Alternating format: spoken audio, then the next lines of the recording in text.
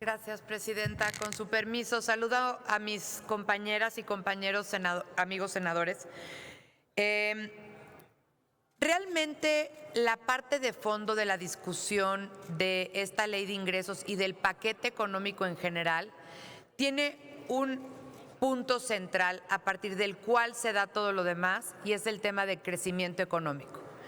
Cuando uno habla de la famosa carátula, la carátula que nos presenta el crecimiento, el déficit, el saldo histórico de los requerimientos financieros del sector público, los ingresos tributarios, los ingresos presupuestarios, los ingresos petroleros, eso que se habla de la carátula, realmente tiene como elemento base el crecimiento económico en un país. Y si el crecimiento económico que se espera no se materializa, entonces tampoco se van a cumplir los otros elementos de la carátula. Ese es el problema en el que nos encontramos.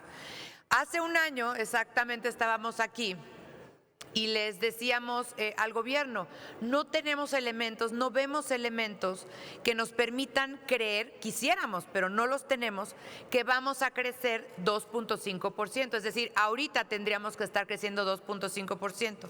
Y estamos creciendo desafortunadamente menos que cero. O sea, no estamos creciendo, estamos decreciendo.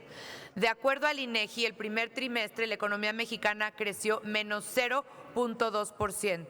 El segundo trimestre creció 0% y acaban de dar la cifra de agosto y decrecimos 0.4%. Entonces no estamos creciendo. Y entonces la pregunta es, si el año pasado les dijimos no vamos a crecer el 2.5% y estamos creciendo menos que cero, ahora ¿qué elementos tenemos para poder decir sí vamos a crecer el año que entra 2% si no nos dan ningún elemento que nos esté llevando ese crecimiento?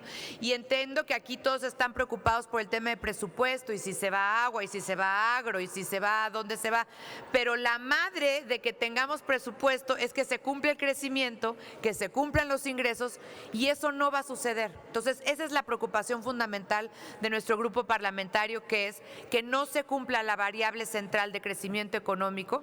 Además, muy importante, no hay que echarle la culpa al entorno internacional. El entorno internacional se está poniendo complicado ahorita, es cierto, pero todo el año pasado tuvimos un entorno internacional inmejorable.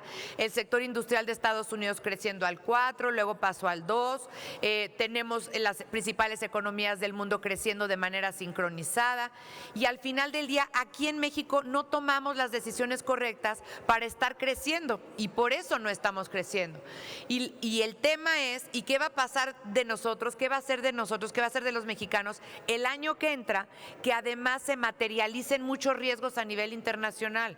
Tenemos el riesgo de Brexit, tenemos el riesgo de que ya Alemania declaró que estén en recesión, el sector industrial de Estados Unidos, que es el que demanda nuestras exportaciones, está decreciendo. Entonces, ahí sí se puede venir una tormenta perfecta, desafortunadamente, en donde no solo no se materializa este crecimiento que están planteando en la carátula, que es de 2% fijo, o el rango entre 1.5 y 2.5%, y en ese sentido entonces pues vamos a estar en problemas otra vez como el año pasado.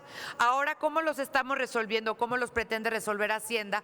Utilizando parte del Fondo de Estabilización de Ingresos Presupuestarios, del FEIP, que es un guardado que hicimos durante una década o más de una década, justamente para momentos de crisis. Estamos hablando de alrededor de 280,000 millones de pesos en ese fondo de estabilización, y van a tener que usar nada más para el cierre de este año.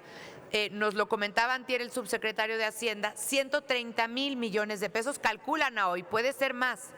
Entonces, aquí el tema es que se puede estar generando una tormenta perfecta para la cual no estamos preparados con una propuesta de crecimiento económico hacia adelante viable que pueda materializarse, y se está poniendo las aguas muy negras a nivel internacional. Entonces, sí es importante celebrar que exista una carátula fiscalmente responsable, pero el problema es qué tan fiscalmente responsable si no se va a cumplir, porque al final del día creemos que no se va a materializar el crecimiento este año y no se va a materializar el del año que entra.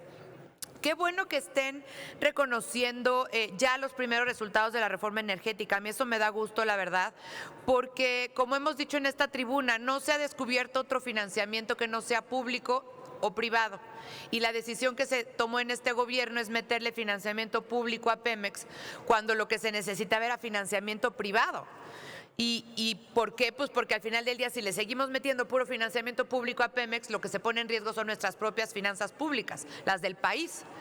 Y en ese sentido, nos reconoció el subsecretario que ya traen resultados de las rondas petroleras para el año que entra, que ya están contando en lo que traen en la carátula de la plataforma petrolera. Qué bueno que así sea y ojalá que ahí se abra una avenida en donde se reconsidere y se reconsidere favorablemente para la inversión tanto nacional como extranjera, pero inversión privada. Solamente así cualquier compañía del tamaño de Pemex va a poder salir adelante y esperamos que así sea. Ya yéndome un poco más al tema de los específicos. A ver, el Partido Revolucionario Institucional no está de acuerdo con el incremento a los derechos por agua en los distritos agrícolas. Esto básicamente quebraría el campo. Sabemos que ya están habiendo negociaciones para que un cambio significativo pueda haber en la materia. Lo dijimos desde antier que estuvimos en una conferencia de prensa señalándolo. Esto realmente sería terrible para el campo. También el incremento en el derecho por descarga de aguas residuales.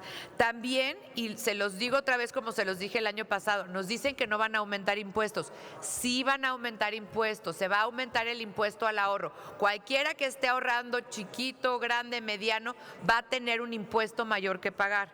El año pasado, hacia este año nos lo aumentaron de 0.46 a 1.04 y para el 2020 lo están aumentando de 1.04 a 1.45 en un país donde lo que queremos es estimular el ahorro y no inhibirlo. También bajan el estímulo a la contratación de personas con discapacidad del 100% al 25%, como si no quisiéramos que las empresas tuvieran este estímulo para contratar a las personas con discapacidad. Dos derechos muy importantes que se aumentan como si aquí nos estuviera sobrando turismo y no estuviéramos al contrario bajando niveles turísticos a nivel internacional.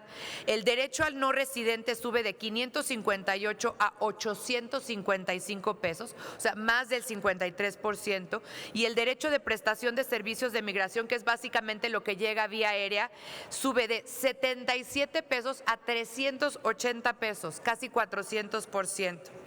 También está el tema de responsabilidad solidaria. Ahora, cualquier persona que trabaje en una empresa a nivel directivo va a ser responsable solidario por el incumplimiento fiscal de la empresa y va a tener que hacerle frente con sus propios recursos patrimoniales. Yo les pregunto a todos los directivos que nos están escuchando de cualquier empresa si van a estar de acuerdo con que ellos sean responsables a nivel patrimonial por cualquier incumplimiento de la empresa en la cual trabajan.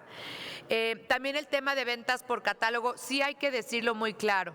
No quedó en la ley, es cierto, pero quedó en el transitorio. Entonces, no es que se haya eliminado los cobros que se piensan hacer, sobre todo para las mujeres que venden por catálogo a nivel nacional y que básicamente es un ingreso pequeño como complemento a sus ingresos mensuales. También muy importante que las plataformas digitales no se les pase la obligación de la autoridad de retener impuestos, de tener que cobrar impuestos, que no se vaya a promover la información a través de estas acciones y el tema de la obligación que les están imponiendo de compartir información y datos, nada más hay ojo con el tema de la protección de datos personales.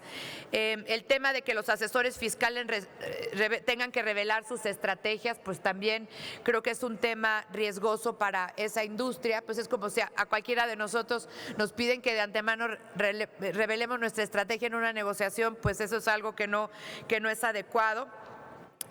Y el tema de las empresas con ingresos anuales de 60 millones de pesos y si se dedican al transporte o si transportan incluso, por ejemplo, alimentos, ya no van a recibir el estímulo al diésel. Entonces, pues estos son temas que nos preocupan, son temas que ya planteamos en la Comisión de Hacienda y en la de Comisiones Unidas de hoy en la mañana.